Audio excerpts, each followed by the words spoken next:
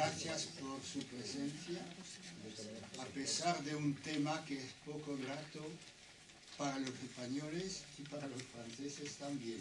Pero bueno, nos toca hablar de 2 siglos de gloria, pero la gloria de Allende del Pirineo no es la gloria de Pirineo adentro. Pues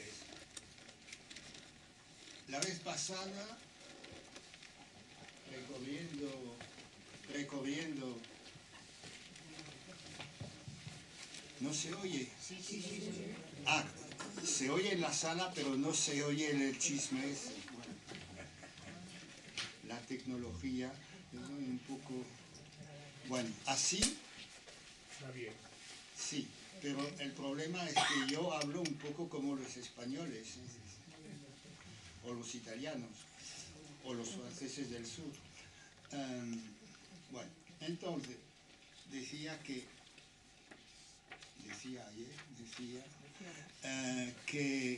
recorriendo la vez pasada el Camino de Santiago, pues, ¿en qué año nos habíamos detenido? Pues no un año preciso, fines del siglo XV, hasta comienzos del siglo XVI, con el romancero, porque una originalidad que hay que subrayar, y no es una originalidad negativa, ni mucho menos, es que no hay una frontera, una línea divisoria entre la Edad Media y el Renacimiento en España. Hasta hubo gente que dijo que no había renacimiento en España. Bueno, eso es la originalidad a todo trance. Pero bueno, en Francia sí, la cultura francesa pues deja de manera muy clara la Edad Media y se va adentrando en lo que se llama el Renacimiento. Entonces, para hoy, el año, hay una fecha, y veremos el porqué de esta fecha, 1463, pero más bien comienzos del siglo XVI. Comienzos del siglo XVI con, pues dicho de manera rotunda y sin merodeo, el nacimiento, el surgimiento de los nacionalismos, formas de nacionalismo. Hubo nacionalismos en el siglo XIX con los pueblos, pero la idea de nación, o mejor dicho, la idea de imperio, el imperio obviamente en España por Carlos I de España y V de Alemania, pero también idea del imperio por Francisco I, no V de nada, Francisco I, que intentaba, digamos, impedir los progresos de la monarquía y del imperio español. Dicho sea de paso que el pobre Francisco I no tenía como amigos a los banqueros Fúcar, que, en fin, ayudaron mucho al emperador Carlos V para la elección al imperio. Eso no es un detalle. Entonces, ustedes ya mucho han leído un poco, se han familiarizado con el tema de hoy, pues entonces hay 5 capítulos, 5 párrafos, 5 momentos, una teoría entre historia y mito, lo del mito entre historia y estereotipos también, porque entre mito y estereotipo también la frontera es un poco borrosa. La antipatía entre franceses y españoles. Antipatía no es palabra mía, es una palabra que se utilizó a comienzos del siglo XVII, como vamos a verlo. 2 siglos de enfrentamientos, que es nada más que, digamos, para un poco refrescar la memoria, porque todo esto lo saben ustedes mejor que yo. España frente a Francia y frente a Europa. Eso es un matiz interesante porque vamos a ver que se trata del enfrentamiento literario, ideológico entre España y Francia, pero también hay el problema de Europa. El larguísimo capítulo cuarto, la cultura española en Francia, moda, presencia e influencia, y también una problemática que, digamos, para mí es una problemática de literatura comparada, traducción, adaptación, imitación y noción de modelo. Ustedes tienen aquí un resumen de... Aquí estamos en Junta General, tranquilo, sigue, sigue. Bueno, un resumen de literatura comparada basada en las nociones claves que manejamos cuando estudiamos lo que llamamos, bueno, en Francia, en francés, pero también en español, la fortuna de un autor en otro medio, en otro país. Y el quinto capítulo, los comienzos de la leyenda negra, los comienzos, porque veremos la próxima vez, en el siglo XIX, que se va a desarrollar esa leyenda negra de manera portentosa. Bueno, entonces, una teoría entre historia y mito. Vamos a descubrir a un señor poco conocido, pero bueno, es un segundón, pero tiene su importancia. Un tal Carlos García. A mí me interesa porque yo diría que es el primer ejemplo de un hispano-francés o de un franco-español, de familia española radicada en Francia. Y fíjense ustedes que en el siglo XX, por otras razones, pues un tal Jorge Semprún, Arrabal, etcétera, etcétera, Picasso, pues es una especie del resultado de esas relaciones un poco conflictivas entre España y Francia. Bien, Carlos García. Pues Carlos García, a ver, el programa de hoy, porque hay gente que no puedo moverme porque el Dios me está mirando. El Dios de la tecnología me está mirando. Bueno. Este Carlos García, que ha muerto en el año 1630, no se sabe bien el año del nacimiento, familia de Zaragoza, tal vez judío, médico, pero como dice una presentación un poco conflictiva, médico sin grado, filósofo entre seglares. Bueno, cita, fin de cita. Vividor, una vida picaresca, y ha redactado este señor una de las primeras novelas picarescas, La desordenada codicia de los bienes ajenos. Traducción en francés, L'Antiquité de Larron, porque hay un subtítulo en español, Antigüedad y nobleza de los ladrones, y han escogido los franceses el subtítulo.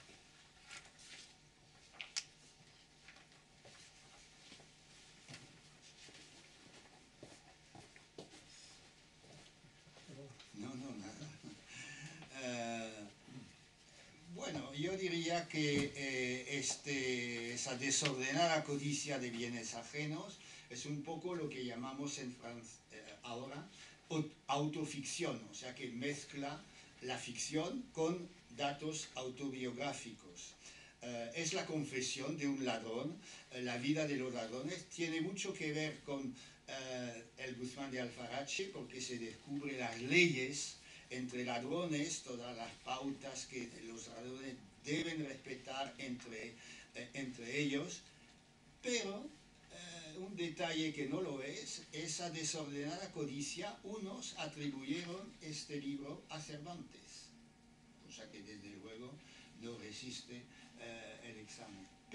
Pero hubo algunas interpretaciones con atribución de este libro a Cervantes.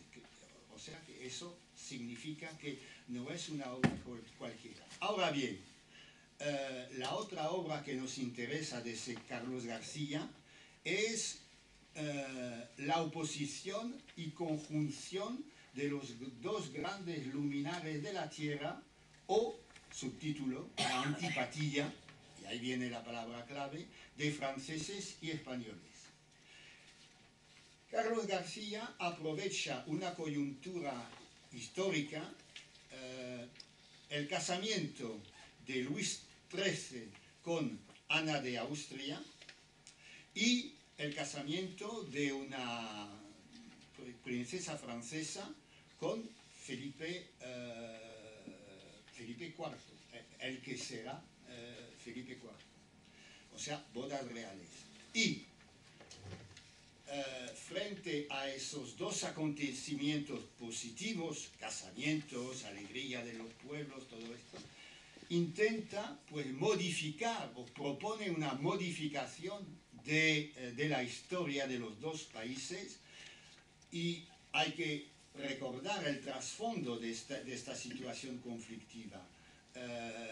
Y en el segundo párrafo hay ese enfrentamiento de Enrique IV por un lado, que nació protestante, se hizo católico por esta estrategia muy inteligente. París vaut bien une messe, París vale una misa, y bueno, pues si ellos quieren, pues yo me hago católico. Eso me parece muy inteligente. Bueno, y el muy católico Felipe II. O sea, fueron unos años terribles. Si hubiéramos tenido tiempo, hubiéramos podido mencionar un texto, una recopilación de más de 800 páginas de sátiras contra España, cuyo título es la satire menipée, o sea, el género antiguo de la sátira menipea, con textos violentísimos contra Felipe II. Es otro capítulo, bueno, también porque no quiero silenciar esto, pero tampoco quiero hacer hincapié mucho tiempo en esto. En realidad sí que es la contienda entre Enrique IV y Felipe II. Enrique IV vivió más que Felipe II, vio la victoria, su victoria, y también hay que añadir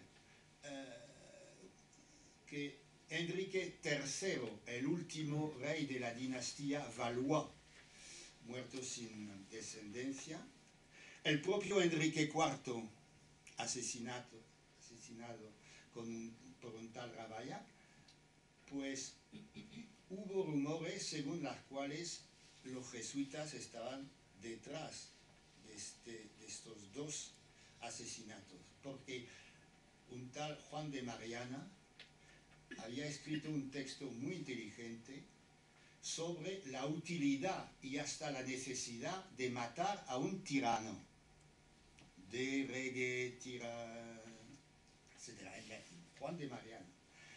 Entonces, a base de este texto, pues unos dijeron que en realidad, pues los españoles, considerando a Enrique IV como un tirano, entre protestante y falso católico, Enrique III por una vida desordenada, no digamos más, asesinado por un monje católico, pues los jesuitas estaban detrás. También es un telón de fondo que no hay que olvidar. Bueno, todo esto en 1617, borrado, olvidado, porque por fin viene un casamiento que va a unir a ambos países. Y en los dos sentidos, Francia y España, España-Francia. Los dos grandes luminares. El primer luminar, el Sol, ¿quién es? Pues obviamente el rey de Francia. Obviamente. Y el segundo luminar, ¿cuál es? La Luna, y la Luna es la infanta española.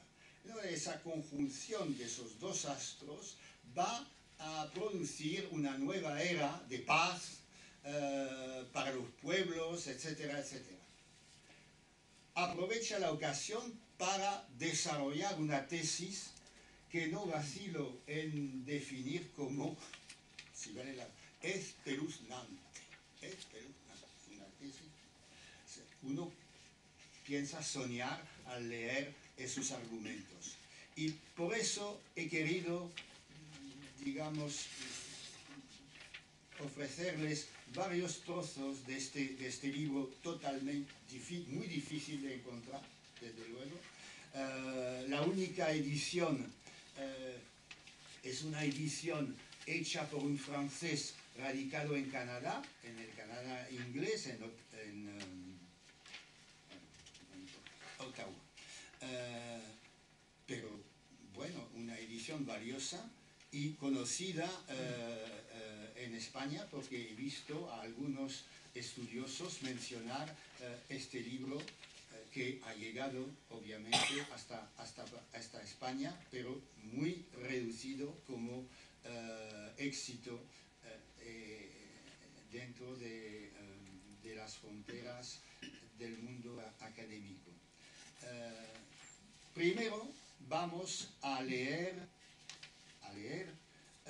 el primer trozo, porque el primer trozo se refiere a esa fecha no dada en el texto de 1463, pero lo sabemos por el historiador o el cronista francés Philippe de Comines, cronista del rey Luis XI, y también, cosa que es interesante, Comines, este historiador francés, lo conoce, lo ha leído muy detenidamente el padre Feijó, con el que vamos a terminar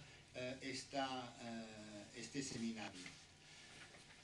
En las historias de Francia me acuerdo haber leído, o sea, Comines se lo ha olvidado, que el rey Luis XI fue a toparse con el rey de Castilla en la raya de Francia por comunicar con él ciertos negocios de importancia. Este rey, aunque magnánimo y generoso, tenía su particular humor, eso es verdad, como cada uno de los demás hombres, bueno, un poquito más porque era rey. Y así llevaba ordinariamente una medalla de plomo en el sombrero. O sea, se vestía como un campesino Luis XI, un poco una modestia afectada, diríamos, una pobreza un poco demasiado subrayada. Y sus vestidos y traje, así como el de todos los franceses que le acompañaban, era muy ordinario y de una materia pobre. Finalmente, fue muy llanamente y sin alguna suntuosidad ni aparato. Los españoles procuraron vestirse lo mejor que pudieron, no dejando género de gala que nos sacasen, creyendo que el rey de Francia había de venir con la bizarría y magnificencia que de un tal grande rey se esperaba. Pero, viendo lo contrario, comenzaron a menospreciar el rey y burlarse de los franceses con extraño menosprecio y baldón. ¿De dónde concibieron tal odio contra los españoles que no ha sido posible olvidar jamás este agravio y afrenta? Presenta Carlos García como si fuera un tema, un asunto entre pueblos, entre dos grupos de franceses y españoles. Pero en realidad fue una enemistad, lo dice Comines, entre Luis XI y Enrique, el rey de Castilla. Y si queremos decir que en ese encuentro fundó el demonio la enemistad y antipatía que hoy reina, no diremos mal, pues para él menos fundamento que este basta. Y entonces es la teoría. La teoría de Carlos García, que en realidad, pues, la enemistad entre Francia y España es la obra del demonio. Claro que al demonio le gusta la división, el odio. Pero bueno, terminar una presentación de un tema histórico con la actuación del demonio es un poco raro, a mi modo de ver. Ahora bien, los trozos siguientes,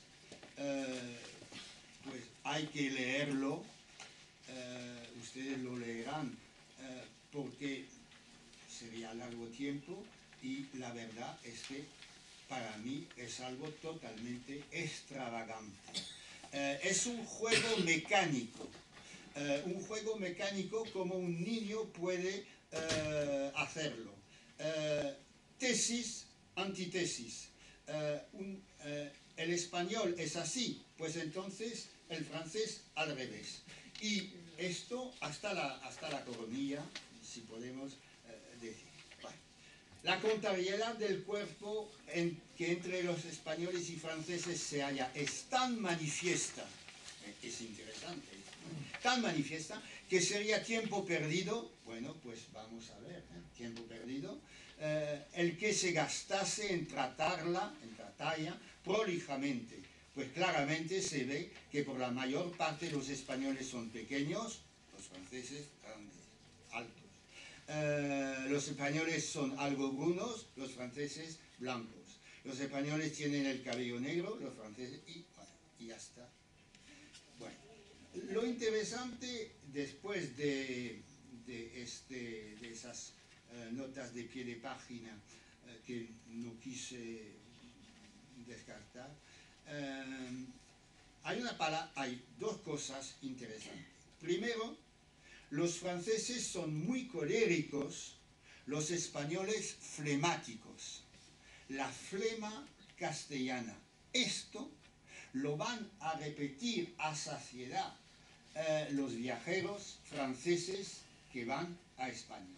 La flema de los españoles, la calma, la dignidad, la gravedad. Otra palabra clave que vamos a descubrir después, el adjetivo grave. Y también esa diferencia, los franceses son muy alegres y regocijados, los españoles muy marchitos y melancólicos.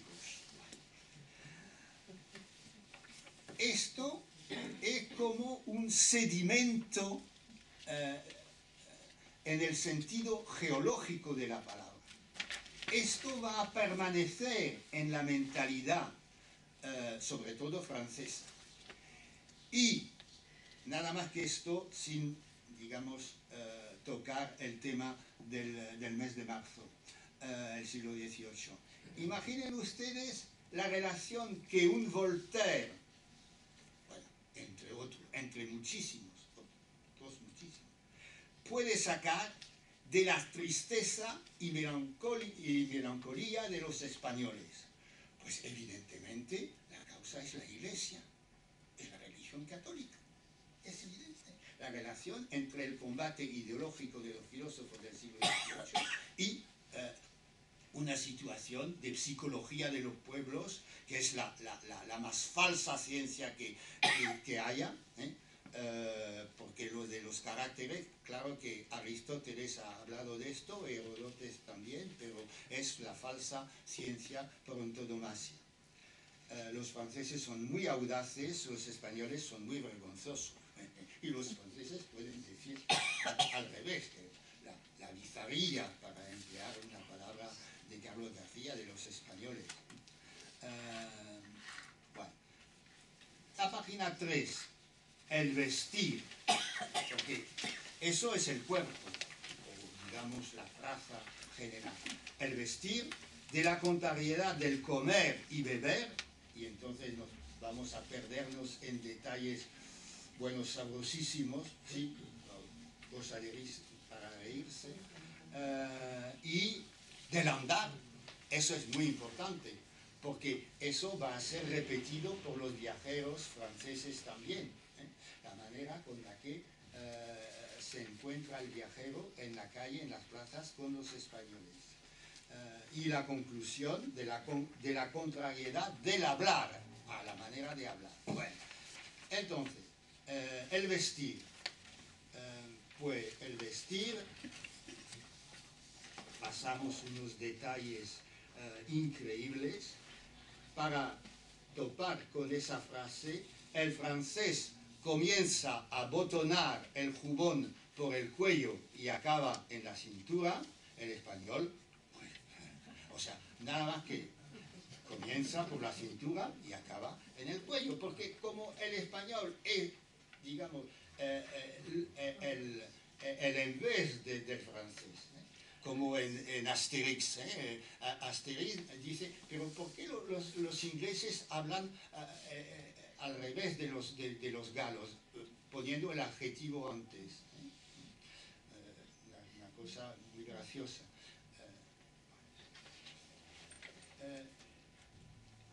De la contrariedad del comer y beber. Esto también tiene su dosis de comicidad. El español tiene su ordinario reglado en 2 comidas al día, que son el comer y el cenar. El francés en 4. Esto se asoma el estereotipo de la sobriedad española. Pero unos van a decir, bueno, el español es sobrio, pero el país es tan pobre que no tiene nada de comer, y entonces, pues, sí son sobrios, pero a fuerza. Porque a más de las 2 sobredichas, siempre almuerza y merienda. El español pone la fruta al principio, los franceses todos comen en un plato. Es un poco asqueroso. Pero, a mediados del texto, el francés come primero lo cocido y después lo asado. Pues el español, vamos a adivinar, el español come lo asado y después lo cocido, evidentemente. Y después, el francés después de comer anda y se pasea, y el español después de la comida se reposa y duerme. Pues claro, pero posiblemente olvidan que como el español pues come en esta época como en otras, a las 2 de la tarde, pues después pasear por el sol a las 4 o a las 5 de la... Es otra cosa que pasearse por las calles de Francia donde no hay sol, o donde no hay calor. Bueno, y el español, cuando el español bebe, es un detalle, es para morirse de risa. Pone primero el agua y después el vino. El francés, al contrario, porque pone primero el vino y después el agua. O sea, hasta el más mínimo detalle hay la contrariedad de los humores para hablar como en el siglo XVII. Un detalle que para nosotros en el siglo XXI y sobre todo para mí francés tiene su gracia. El francés cuando come jamás calla, y el español por maravilla dirá una palabra, el silencio, con la gravedad del carácter. El francés cuando quiere beber lo pide gritando y el español por señas y sin hablar. El lenguaje por señas será un tópico de los viajeros franceses a lo largo del siglo XVII. Pero el lenguaje por señas se aplica al que está pelando la pava, tocando guitarra y no puede hablar con la señora. Y entonces hay todo un código de señas que realmente existía, pero que para un francés es algo que difícil de entender. El español come muy despacio y el francés muy deprisa y con grande inquietud. Y llegamos al andar, la lentitud de los españoles. Cuando los franceses van a caballo siempre van trotando y los españoles con mucha pausa. A mediados del párrafo, y los españoles van derechos, reposados y graves. Ahí está la palabra clave, graves, la gravedad, graves. Sin hablar palabra, ni hacer otros meneos ni acciones que las que pide la modestia y prudencia. El francés, cuando en la calle topa a algún conocido suyo, le hace reverencia con todo el cuerpo, humillando. Esto no es la cortesía de la corte de Luis XIV, ¿eh? Estamos ni siquiera, bueno, Luis XIII apenas acaba de casarse, ¿eh? El francés, cuando en la calle topa a algún conocido suyo, le hace reverencia con todo el cuerpo, humillando la cabeza, abajando las manos y retirando los pies, y en esto estará una media hora, reiterando las mismas acciones. Una cortesía afectada, una exagerada. El español más sobrio. El español tiene el cuerpo y cabeza más derecho que un uso de Guadarrama, ¿eh? Y con solo quitarse el sombrero hace pago a la prolija, ¿no? Interesante, cortesía y ceremonias francesas. No hace, y por fin el hablar, que también tiene su dosis de gracia, sobre todo para un francés. En lo demás, por experiencia, se ve que los franceses ordinariamente hablan mucho y alto. Ese es el colmo. Y los españoles siempre hablan poco y bajo. Pues este señor nunca se fue a una tasca madrileña. Y la juerga existe por todas partes. Pero esto es la gravedad, es un tópico muy interesante y, digamos, un estereotipo que puede tener varios niveles de utilidad. La gravedad española, la tristeza, lo poco humano que son, porque la cortesía francesa pues trata con humanidad. Todo esto tiene, digamos, trasfondos ideológicos, tendrá trasfondos ideológicos. Y terminamos con un grabado que también tiene gracia, pues ese casamiento entre Francia y España significa el gallo por el lado izquierdo, el galo francés, y el águila del emperador, pero es una águila, porque es la princesa española. Miren ustedes una cosa interesante, los escudos. Esos dos angelitos del lado izquierdo llevan los dos atributos de los reyes de Francia. Miren ustedes a la derecha la mano de justicia, que aparece, por ejemplo, con San Luis, medio español, porque la madre de San Luis era Blanca de Castilla, entonces tenía, pues, medio francés, si incurrimos en la teoría de las contrarias. Entonces, la mano de justicia y el cetro a la derecha. Y como la infanta ya no es española, sino media francesa, pues tiene su lirio al lado derecho, el lirio, fleur de lis, en el escudo. Y nada de, evidentemente, solo palmas.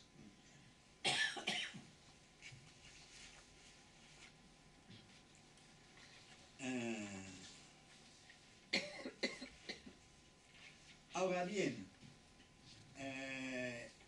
este texto sale en 1617, reeditado hasta 1660, primera mitad, o sea, un éxito que tiene su lógica, primera mitad del siglo XVII, porque después vendrá Luis XIV con otra lógica, y en 1636 sale un discurso sobre la contrariedad de los humores, discours sur la contrariété d'humeur, atribuido a un letrado francés, Lamotte Levaillé, lo tienen aquí, Lamotte Levaillé, discours sur la contrariété des humeurs, que en realidad toma lo que dice Carlos García, pero como ciencia segura. O sea que en realidad el casamiento o los dos casamientos no han borrado nada, nada en absoluto. De manera que la lectura o la utilización de Carlos García por medio de este Lamotte Levaillé, o sea, cual fuere el autor, es interesante porque en realidad pues da más fuerza a los argumentos, a los pseudo-argumentos de Carlos García. También hemos de mencionar otra palabra importante, vamos a verla en otra ocasión más tarde, en francés, rodomontade. Rodomontade, que viene de Rodomont, del Ariosto, o sea, vía Italia, porque Italia también tiene su responsabilidad en la construcción, en la elaboración de estereotipos negativos en relación con los españoles, porque claro que los españoles ocupaban media Italia, o casi toda Italia, y hay cierto estado de odio, de enemistad entre los dos pueblos, entre comillas. Rodomontade, utilizado muy a menudo en vez de antipatía. Y una cosa interesante, Paul Pélisson, otro letrado, pero ya de la segunda mitad del siglo, la teoría de la balanza. La teoría de la balanza es que España y Francia son los dos platillos de la balanza y jamás el fiel está en medio. Y cuando un platillo sube, otro baja. Y eso explica que poco a poco el platillo francés va a subir las victorias, y el platillo español va a bajar las derrotas. Eso es otra astucia, es otra estrategia para explicar la situación política de la segunda mitad del siglo XVII.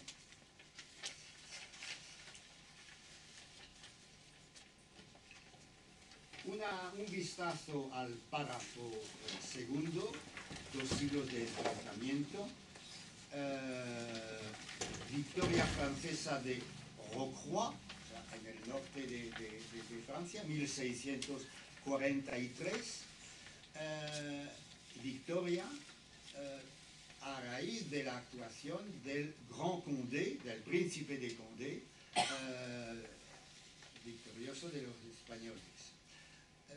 El Grand Condé tiene una responsabilidad tremenda en ese movimiento de la nobleza cuando todavía Luis XIV era muy pequeño, que se llama la fronde, o sea, un sinónimo de guerra interna. Ahora bien, en 1643 la victoria del Grand Condé, el Grande, en Rocroi, borra todos los recuerdos de la Fronde y va a ser el salvador de la corona francesa. Cuando tres décadas después, el famoso obispo Bossuet, el maestro de la oratoria sagrada francesa, el obispo Bossuet, va a proferir la oración fúnebre del Grand Condé, uno de los textos más famosos de Bossuet, va a hablar de la derrota de los terribles tercios españoles. va a hablar de la derrota también de un tal conde de Fontaine. Es el conde de Fuentes, todo traducido por Bossuet. Conde de Fuentes, que era frente al gran conde y muerto en la batalla de Rocroi. Miren ustedes que hablar sobre la victoria de los franceses en 1680 y pico no es la misma cosa que en el 43. Recordar o hacer recordar la victoria francesa en 1680 y pico significa que, bueno, Luis XIV, si quiere hacer la guerra en España, pues podrá hacerla de manera victoriosa, y es evidentemente la explicación de una preparación psicológica, ojo, no es cosa moderna ni anacronismo, la preparación de la opinión francesa a la guerra de España. Lo que no habían imaginado era la duración de la guerra, 13 años, y un estado, una situación totalmente de ruina de Francia, de la pobreza por todas partes del reinado. Fue algo tremendo. 13 años de guerra. Claro que il n'y a plus de Pyrénées, ya no hay Pirineos en 1700, eso lo comentaremos la próxima vez, pero hay que matizar muchísimo. Ahora bien, si volvemos al primer párrafo, encontramos a una tal Madame d'Aulnoy, Relation du voyage d'Espagne 1691. Lo interesante es que esa señora, más conocida por sus cuentos de hadas, como Charles Perrault, que vamos a ver otra vez más conocido, los cuentos de hadas de Madame d'Aulnoy, pues muy a menudo se ha dicho que su viaje a España era un texto lleno de cuentos de hadas, pero de hadas no muy favorables a España. Madame d'Aulnoy efectúa su viaje a España en 1670 y la visión peyorativa de España de esta señora sirve en 1691 como otro argumento más para presentar a España como un país totalmente o bien extravagante por los usos y costumbres de la corte, o bien al borde de la decadencia, poderat demonstrandum. Y entonces, pues, hay que intervenir para que la grandeza de Francia pueda ayudar a ese estado de prostración de España. Ahí está el razonamiento. Lo interesante, porque yo he leído el relato de Madame d'Aulnoy, que francamente, pues después de leído uno piensa que ha perdido su tiempo al leerlo, pero he leído críticas que realmente pues, piensan que es una visión peyorativa, pero escrita adrede ya en el 1670. Una cosa que me ha llamado la atención es que de parte de España, pues el duque de Maura, de la Academia de Historia, entre otras cosas, y un estudioso, Agustín González Amezúa, han publicado por los años 1920 y tanto, porque no hay data, sin fecha, Fantasías y realidades del viaje a Madrid de la condesa de Aulnoy. Un estudio de 300 páginas, muy matizado, muy bien hecho, y la conclusión que me parece muy favorable, muy en pro de Madame d'Aulnoy, cosa que para mí es un poco discutible. Madame d'Aulnoy vino positivamente a España, porque hubo algunas tesis que decían que en realidad esa señora no había viajado a España, había utilizado otros relatos de viaje, unos retazos de otros viajeros y compuesto una antología, bueno, muy a menudo de calumnias para con España. Ya vino positivamente a España y residió en Madrid durante 20 y tantos meses consecutivos. Superficial e inquieta, no miraba todo lo que veía, eso es verdad, y veía muy poco. Pero cuando se fijó, reprodujo con fotográfica fidelidad hasta los más nimios detalles. Sí, yo diría que se empeña en ver los pequeños detalles para generalizar. Yo no estoy de acuerdo con el duque de Maura. Bueno, se ha dicho. Oyó mucho más de lo que pudo ver. Esto también indica cierta lógica de la imagen reproducida. Y guardó de todo ello nota o memoria. Pero no lo entendió sino a medias y fantaseó por cuenta propia cuando hubo de transcribirlo 10 años después, diciendo haberlo visto y plagiando a diestro y siniestro cuanto halló utilizable en libros franceses impresos o manuscritos sin citar nunca al verdadero autor. Y un trabajo de verdadera investigación hecha por el duque de Maura, o tal vez de manera más detenida por el Agustín González Amós, porque el duque de Maura tenía problemas ya su cargo de político.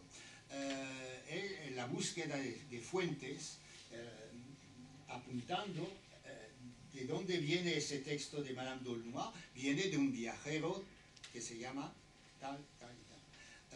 Un estudio pormenorizado y muy serio para mostrar toda esa miscelánea de la condesa de Aulnoy. Solo en muy pequeña parte se puede reputar original su obra. Bueno, eso ya es interesante. Pero ni es falso todo lo que ella aporta, ni auténtico o exacto cuanto copia de los demás. Juicio muy matizado que nosotros franceses solemos decir a la normanda. Puede ser que sí, puede ser que no. Gusto de leer en castellano comedias y novelas de intriga amorosa, prefirió entre esas últimas las llamadas ejemplares, tiene buen gusto, escribió de su propia Minerva algunas que pretendían serlo, aspirando a aclimatar en Francia ese modo literario allí desconocido. No lo consiguió, pero fue incapaz de asimilarse su espíritu, a diferencia de lo que le ocurrió con la novela picaresca a su compatriota y casi contemporáneo Le Sage, el famoso autor de Gil Blas de Santillán. Sus novelas españolas tienen idéntica factura y no superior calidad a la que hemos reproducido para que sirviese de ejemplo, no ciertamente ejemplar, juego de palabras, autobiografiando a la inexistente Marquesa de los Ríos. Ni remotamente alcanzaron aquellas producciones la boga algo posterior del Gil Blas de Santillán, o la simultánea de los cuentos de hadas de la señora, escrito por la propia autora para emular, sin éxito, a Perrault, sin conseguirlo tampoco. Bien.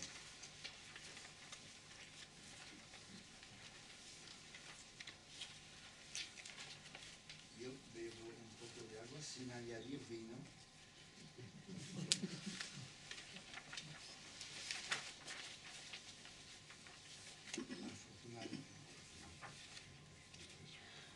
Y llegamos al tercer apartado. Este tercer apartado que nos adentramos en la cultura española, el problema de España frente a Francia, pero también frente a Europa.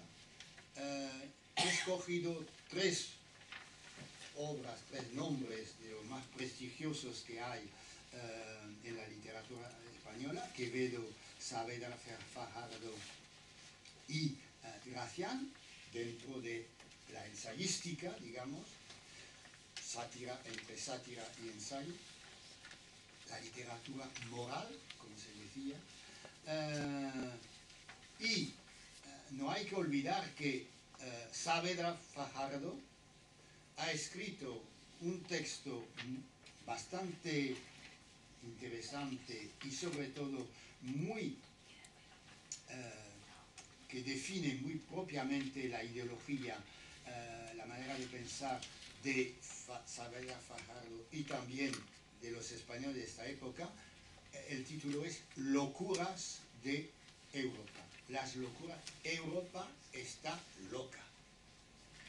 Solo queda un país sensato que intenta ser sensato, y es España. Pero España queda sola en un conjunto totalmente loco. Esto, resumido evidentemente de manera enérgica pero no falsa, revela de manera dramática, en cuanto a mí, la soledad de España conforme van pasando los años hasta 1700. Había empezado la soledad con Felipe II, solo en su Escorial, teniendo toda esa red de informaciones. Vamos a ver lo que Víctor Hugo hace de esta imagen de Felipe II solo en su Escorial, en su tétrico Escorial. Pero bueno, hasta cierto punto sí, Felipe II pues era el rey que lo administrativo, que tenía ese afán por administrar, pero solo. En la soledad pues ha cundido y poco a poco España se queda sola en Europa. Y esto le ha costado muchísimo y tiene consecuencias enormes. Primero, Quevedo, La hora de todos, es una sátira, evidentemente, es una sátira. Hay varios trozos de Quevedo.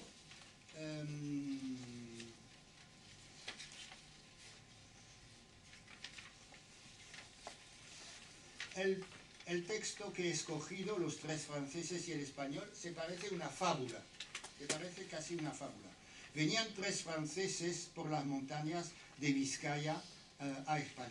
Bueno, pasamos y entonces empiezan a hablar, oíanse tejidos de «Oui, monsieur», sí, señor, «Oui, monsieur», con el pesiatal, o el «per ma foi», «par ma foi», suena a Molière, o «voto a Cristo», voto a Dios. Preguntado por ellos al español dónde iba, respondió que a Francia, huyendo por no dar en manos de la justicia que le perseguía por algunas travesuras, que de allí pasaría a Flandes a desenojar a los jueces y desquitar su opinión, sirviendo a su rey, y ahí está la frase interesante, porque los españoles no sabían servir a otra persona en saliendo de su tierra. A pesar de todo, la nobleza, la lealtad del español para con su rey y señor. Preguntado cómo no llevaba oficio ni ejercicio para sustentarse en un tan largo camino, dijo que el oficio de los españoles era la guerra y que los hombres de bien, pobres, pedían prestado o limosna para caminar y los ruines lo daban como los que lo son en todas naciones. O sea, la sobriedad también, el decoro del español que no quiere pedir nada, prefiriendo la pobreza a la deshonra.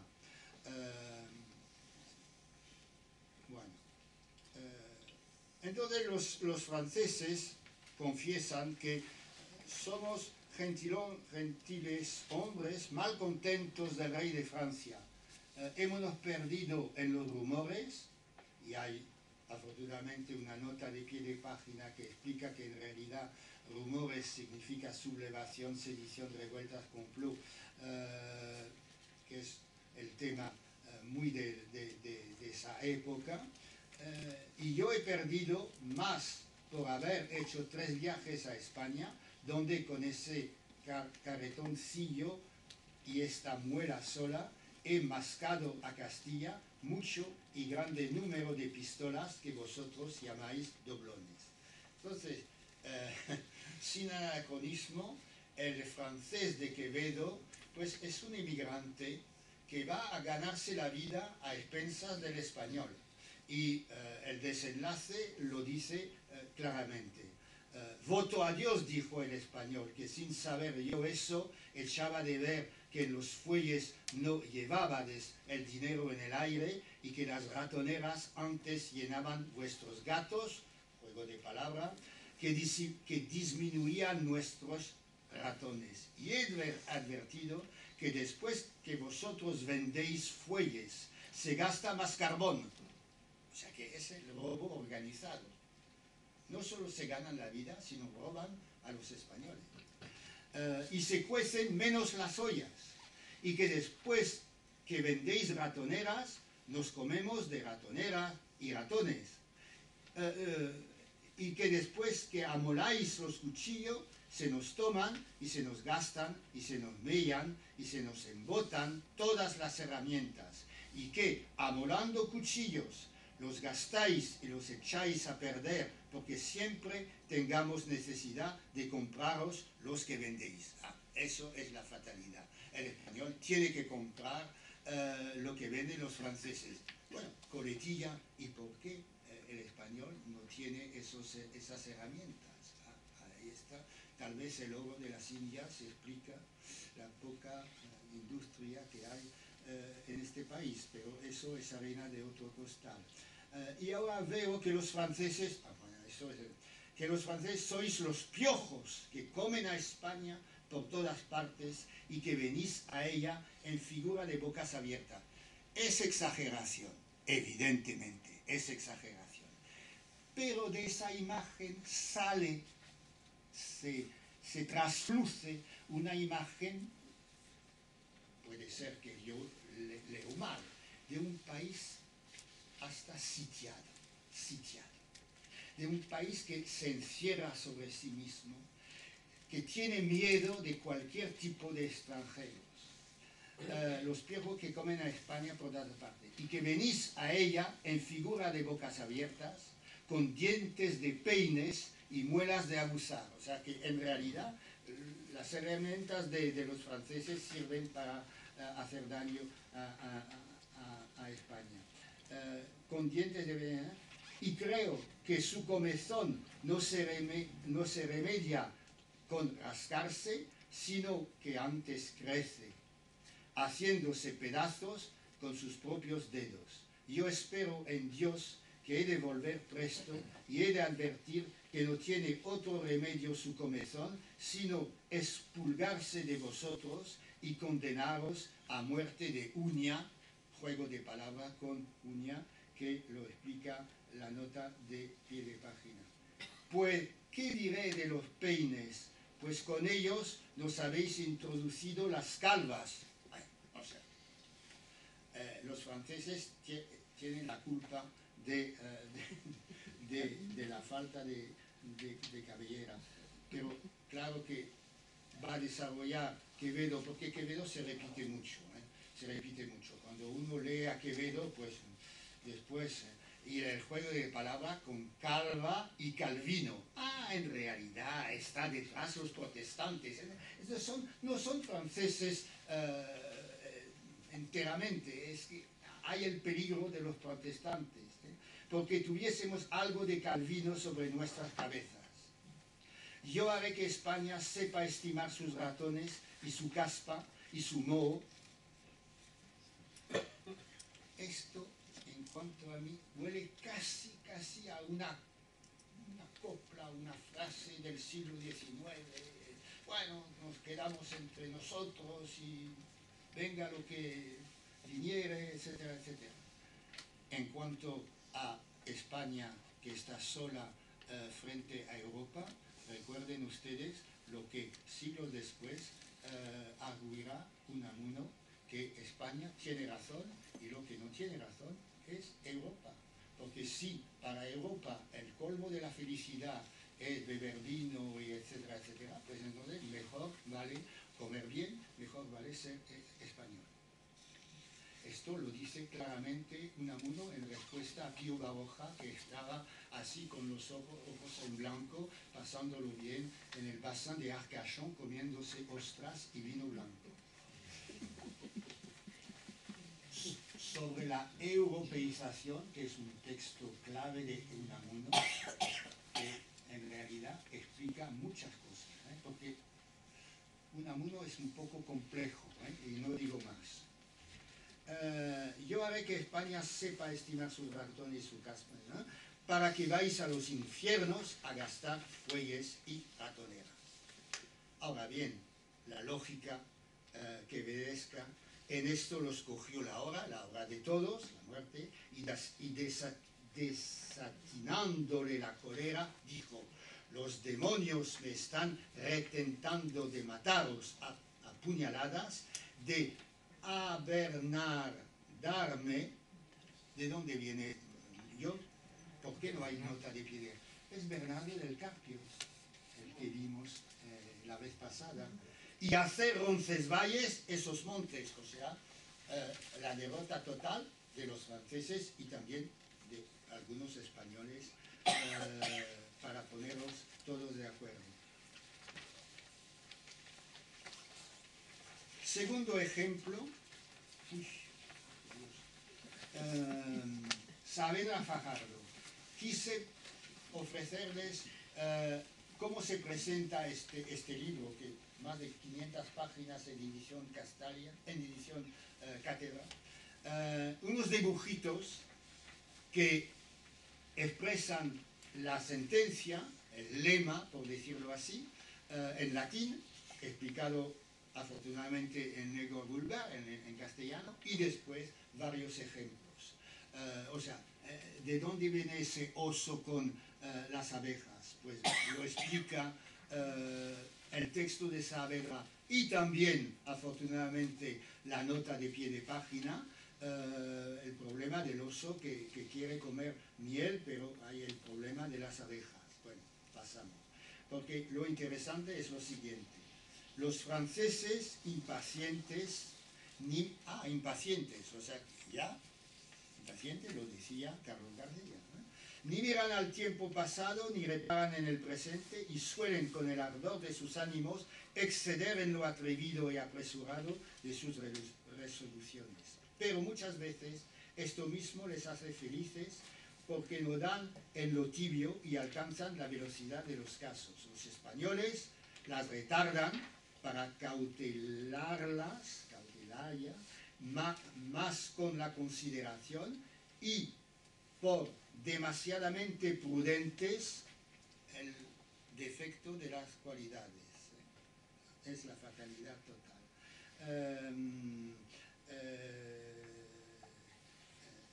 Le pierden. Los italianos saben mejor aprovecharse del uno y del otro, gozando de las ocasiones.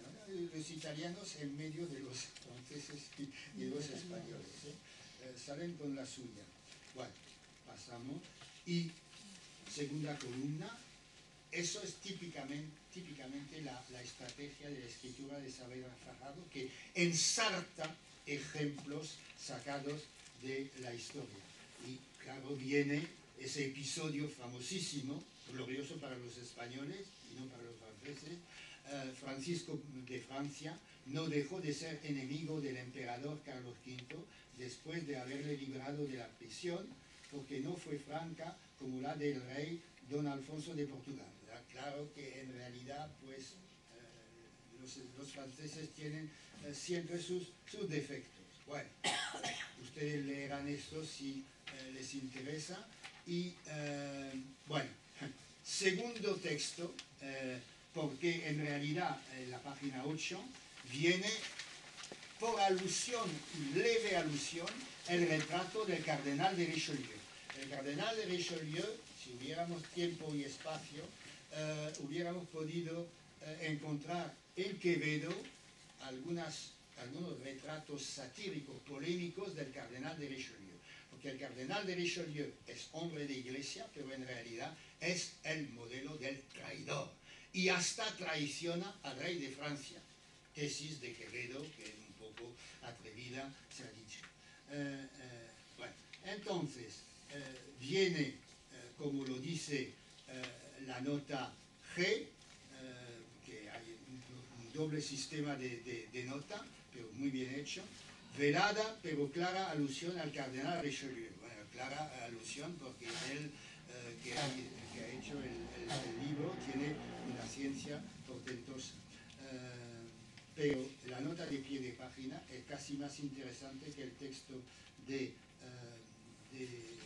Isabel Ferrand. ¿Y por qué Richelieu es la bête noire, el enemigo por antonomasia de los españoles? Porque primero, es verdad, intentó evidentemente menoscabar la potencia de España. Primero, ayudando la sublevación de Cataluña y preparando después la anexión del Rosellón, o lo que algunos dicen Cataluña Norte, Pirineo Oriental, el departamento de con Perpiñán, ayudando a los catalanes para que se sublevaran contra la corona de España.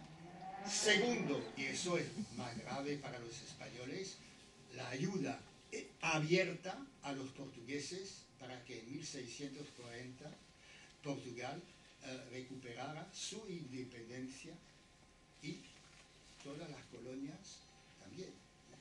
Porque hubo un momento en que el rey de España tenía todas las colonias españolas y todas las colonias portuguesas. Entre 1580 y 1640, que no es poco.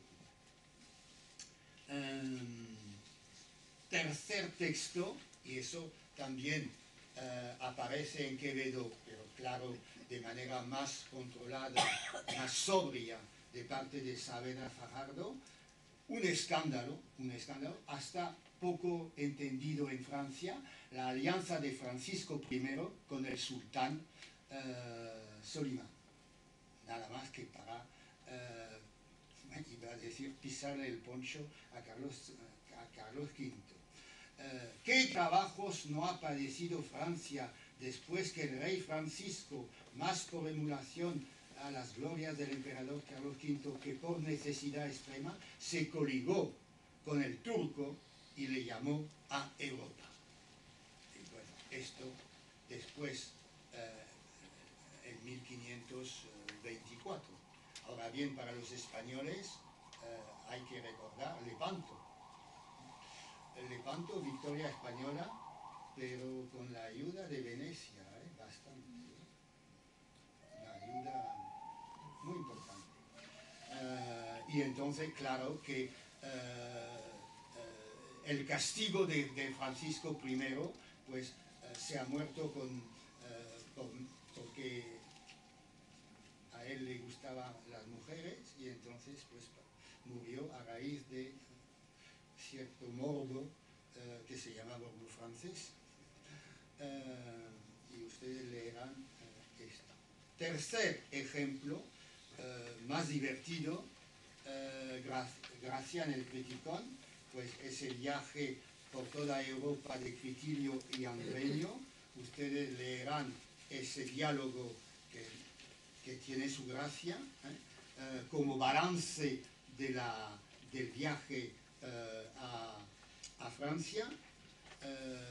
Son laboriosos, así es, al paso que codiciosos. No me podéis negar que han tenido grandes reyes, pero los más de poquísimo provecho. Balance un poco positivo en cuanto a Francia. Pero lo interesante, más interesante, es cómo termina este balance del viaje a Francia y al fin ellos son antípodas de los españoles. Y estamos en el año, corría el año 1660. O sea, nada ha pasado desde que ha escrito Carlos García. Bien.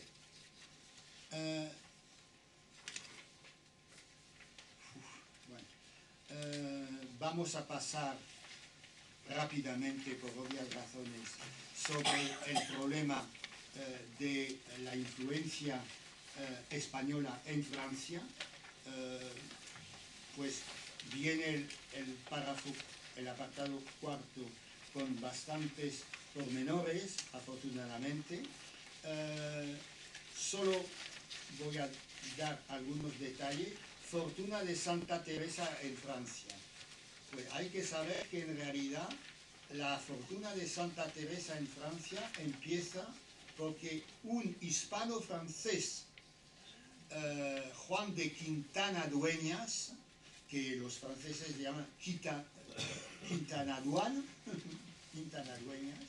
sieur de Bretigny, porque había comprado una tierra en Francia, ha traducido y ha propagado pues la creación, ha favorecido, ha propiciado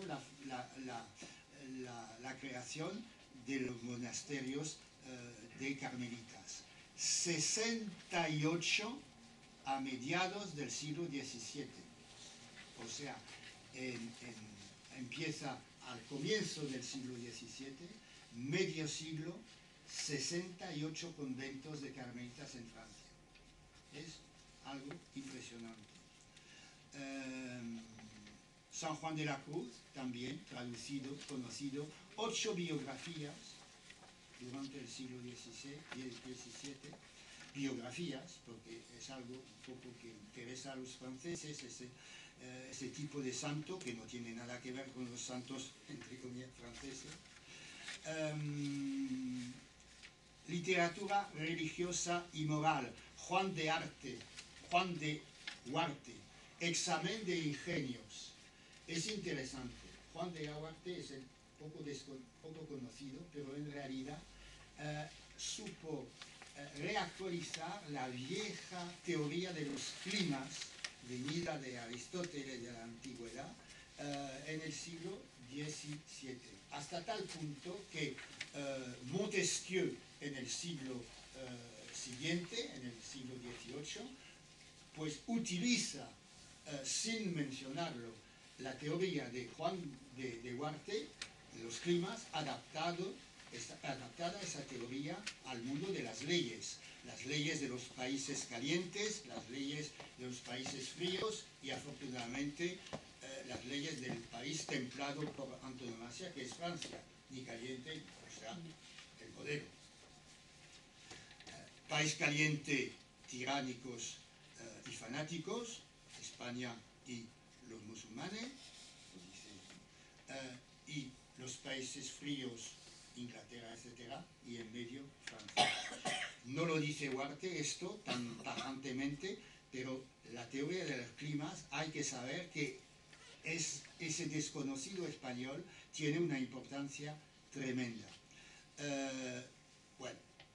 Pierre Corneille, el Cid evidentemente. Ahora bien, al lado del Cid, el mismo año, otra comedia, y yo diría casi más interesante que el Cid, que es L'Illusion comique. L'Illusion comique es en realidad una pieza, una comedia que tiene mucho que ver con el estilo de Shakespeare, o sea, el teatro dentro del teatro. Y es una comedia que ensalza el arte de la ilusión, cosa que en realidad está también en el teatro español, la ilusión, Calderón sobre todo. Entonces, sale en esa comedia un personaje episódico que se llama Matamor. Bueno, Matamoros, viene de Santiago Matamoros, porque aparece con su caballo blanco en la batalla de Clavijo, y es Santiago Matamoros, o sea, el ejemplo de la religión y del arte de la guerra. Matamoros, utilizado de manera peyorativa y también polémica, es el soldado que, el militar, ufano de sus cualidades y que lo va a machacar, a arruinarlo todo. Mon armée, o sea, tú me preguntas si tengo un ejército, pero yo soy el ejército por mí mismo. A por le tronc, à traître pour leur mort, etc. Bueno, miren ustedes el dibujo. Acuérdense ustedes de la espada que arrastra el suelo de los españoles.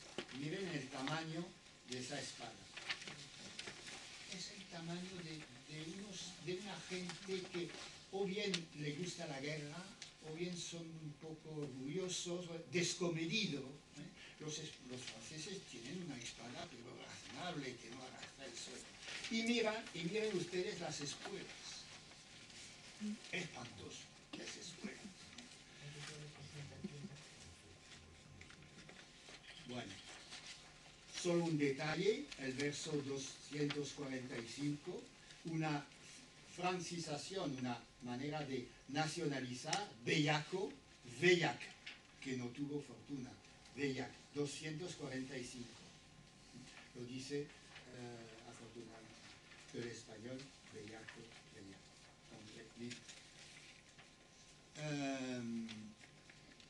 las imitaciones, pues las imitaciones, ojo, con la boga de los libros de caballerías.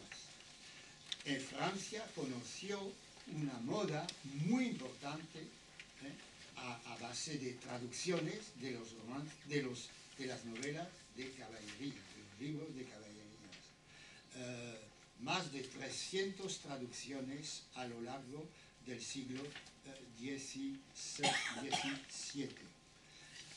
También la literatura pastoril. El modelo es la diana y a base de ese modelo de la diana viene uno de los ejemplos de la novela larguísima a la francesa, L'Astrée, que es una literatura, una novela de amor, con encuentros, con utilización de las cartas, de las epístolas de amor, de los casos de amor, cosa que ha puesto de moda el famoso Jorge de Montemayor, medio portugués, medio español, el autor de la Diana.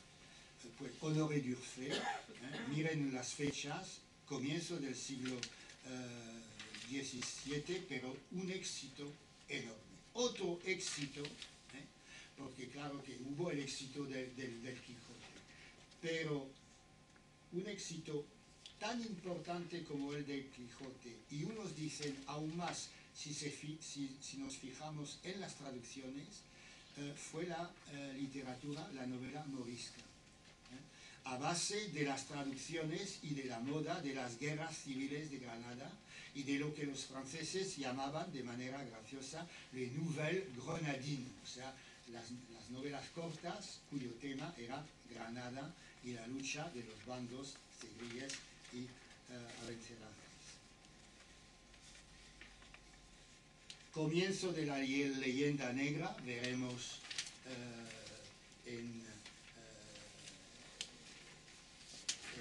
durante el siglo XVIII cómo se va a desarrollar esta leyenda negra, pero comienza evidentemente en el siglo XVII y el detalle interesante, en realidad se dice que la base de la leyenda negra es la famosa brevísima relación de las casas. Y hasta lo dice Saavedra Fajardo en una de las empresas, como dice, empresas, muy interesante. El obispo de Chiapas, dice, o sea, el obispo de Chiapas, las casas, dejándole correr primero en España como preso en Sevilla, o sea, ya la estrategia de la mentira, impreso en Sevilla, por acreditar más la mentira y traduciéndole después en todas lenguas, ingeniosa y nociva traza, aguda malicia, que en los ánimos sencillos obró malos efectos, aunque las prudentes conocieron luego el engaño, desmentido con el celo de la religión y justicia que en todas partes muestra la nación española. Bueno, respiramos, no siendo desigual a sí misma en las Indias. Ahora bien, las casas, conocido, pero mucho más en Francia, a mediados del siglo XVI, el texto del italiano Girolamo Benzoni, Historia del Nuevo Mundo, traducido por un francés protestante. Y ahí está la verdad de la milanesa. ¿Por qué ha sido traducido el italiano Benzoni? ¿Y por qué después se propagó la literatura de las casas? Por medio de los protestantes, primero, después los católicos también. Porque en realidad los protestantes mataban dos pájaros de un tiro, evidentemente. Porque a ellos no les interesaba los indios. Incluso hubo un intento protestante de colonización de Brasil por medio de los protestantes, porque los protestantes veían la colonización católica y dijeron, pero bueno, vamos a colonizar también nosotros. Y entonces se fueron a Brasil y hubo un momento muy interesante en la historia del Brasil a raíz de la colonización protestante. Bien. Entonces, no hay que olvidar que en realidad la imagen peyorativa de España también tercian en este problema la opinión protestante, que es muy importante y claro, ha empezado con Felipe II, no cabe la menor duda, y Enrique IV, que fue primero protestante. De manera que yo quise subrayar esto, porque esto es un poco ocultado, y el nacimiento también, un aspecto más positivo, el mito del buen salvaje, y la literatura contra las conquistas, y los dos maravillosos textos de Montaigne, difíciles de leer porque la lengua de Montaigne es un poco anticuada, pero son los dos capítulos de Cannibal. Eso es evidente que estamos en el Caribe, y de Coche, que no tiene nada que ver, como muy a menudo lo hace Montaigne, escoge un título y en realidad la sorpresa está después, no tiene nada que ver el título con el contenido del capítulo. Y sirva de colofón a este recorrido un poco largo y pesado, tengo clara esa idea, pues el padre Feijóo, que sirve también de conclusión a nuestro seminario y también de introducción al tercero, porque en 1726, miren la fecha, que es bastante temprana, en el primer tomo del Teatro Crítico Universal viene la antipatía de franceses y españoles. Y me parece que es un texto muy interesante, porque es un texto que tiene lleno de matices. Miren ustedes cómo empieza el segundo párrafo. No negaré, o sea, ese movimiento de dialéctica, no negaré que hay alguna diversidad de genios en las dos naciones. Y entonces va resumiendo Feijóo todo Carlos García. Los españoles son graves, ahí está el adjetivo. Los franceses festivos, los españoles misteriosos, los franceses abiertos, etcétera, etcétera. O sea, de parte de Feijóo, un retrato positivo del francés. los españoles constantes, los franceses ligeros, pero negaré que esta sea causa bastante para que las dos naciones estén discordias. Y ahí está la inteligencia del padre Feijóo, la inteligencia. No vamos a tomar esos ejemplos ensartados por Carlos García como las causas verdaderas de la antipatía. Y la tesis también de Feijóo, la amistad pide habitud de proporción, no de semejanza. Únese la forma con la materia y no con otra forma, con ser desemejante a aquella y semejante a esta. Estamos oyendo un razonamiento de la escuela, como se decía, o sea, un razonamiento bien construido. Con corta diferencia pasa en la unión afectiva lo que en la natural. Los ardores del amor se encienden en cada individuo por aquella perfección que haya en otro y no en sí mismo. Pero volviendo a los españoles, conclusión, y franceses, lo que invenciblemente prueba que su oposición, cuando la hay, es voluntaria y no natural, porque era natural de parte de Carlos García, y no natural, es la amistad y buena correspondencia con que viven hoy. Hoy, porque está un Borbón en España y han cambiado las cosas. Y no me resisto a leer el final. Su industria, la industria más debe excitar nuestra imitación que nuestra envidia. Parece una respuesta a las frases de Quevedo, con los piojos y todo esto. Bueno, hay que animarse y no quejarse. Es verdad que esa industria en la gente baja es tan oficiosa que se nos figura avarienta. Matiz interesante. Pero eso es lo que asienta bien a su estado, porque los humildes son las hormigas de la República. Y ahí viene la tesis de la utilidad, que ya es la frase, la idea clave de toda la Ilustración. Hay que ser útil a la República. De su mecánica actividad tiran los mayores imperios todo su resplandor. Sus imperios. El imperio no es político, el imperio es económico y social. Y por otra parte, se sabe que no tiene Europa nobleza de más garbo que la francesa, pues muchas gracias al padre Feijóo.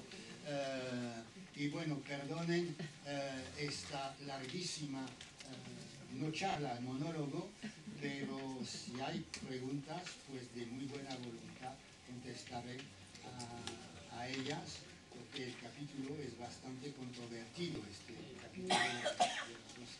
Muchas gracias.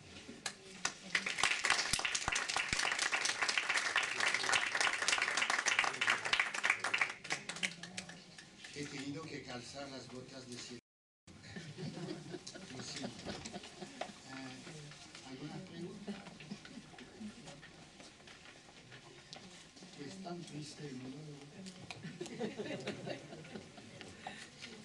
Los franceses monologan, los españoles no.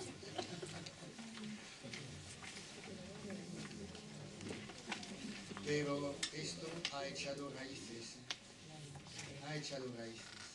lamentablemente.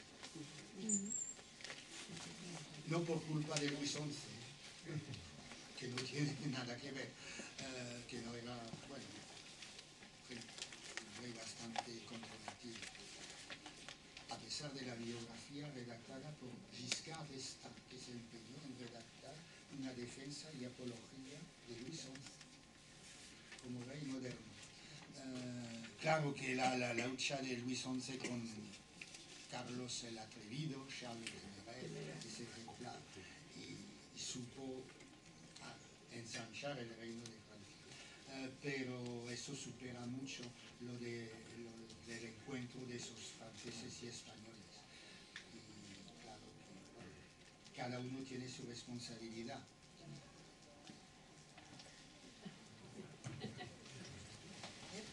Gracias. Examen de conciencia.